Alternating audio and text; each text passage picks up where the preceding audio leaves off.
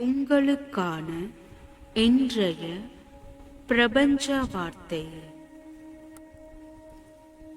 நடக்கும் கால்களில் எவ்வளவு வித்தியாசம்! ஒன்று முன்னால், ஒன்று பின்னால். ஆனால் முன்னால் இருக்கும் கால் கர்வப்படவும் இல்லை, பின்னால் இருக்கும் கால் அவமானப்படவும் இல்லை. அவைகளுக்கு தெரியும் நிமிடத்தில் நிலைமை மாறும் என்று. அதுபோலத்தான் வாழ்க்கையும். நிமிடத்தில் எல்லாம் மாற உங்கள் இறை சக்தியை நம்புங்கள்.